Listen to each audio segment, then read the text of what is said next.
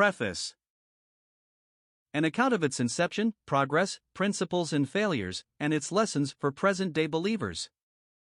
Preface.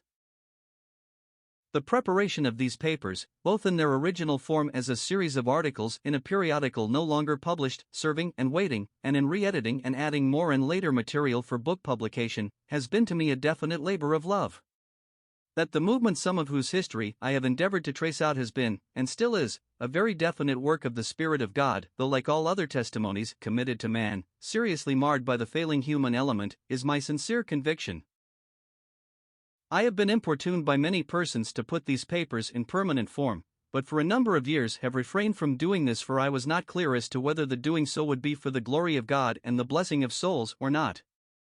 But after much exercise of heart, considerable prayer for guidance, and consultation with leading men among the assemblies of brethren who have encouraged me to accede to this request, I have gone over the original papers, endeavored to correct any inaccuracies, and added much additional material.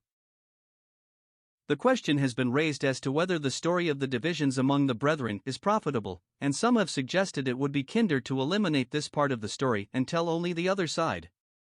This does not seem to me to be right. Common honesty, I feel, would compel one to set forth the whole truth, so far as possible, in connection with the movement, hoping that the portion relating to strife and dissension might prove to be salutary reading for the brethren themselves, and give warning and instruction to other Christian groups that they may avoid the rocks which proved so disastrous to what was evidently a marked work of God. I do not pretend to infallibility in discussing the many questions involved. I have had to depend on much ephemeral pamphlet literature. Many of the booklets contradicted one another, and it has been difficult to ferret out the exact facts. But after conferring with many older brethren, numbers of whom are now with Christ, I believe I have been enabled to give a fair and straightforward account of what is here recorded. During the past 12 years I have been pastor of the Moody Memorial Church of Chicago, an independent church standing very largely for the very truths which the brethren love and from which Dwight L. Moody profited so definitely. This has, in measure, cut me off from that full communion with assemblies of brethren which I enjoyed for years, but has in no sense lessened my love and respect for them.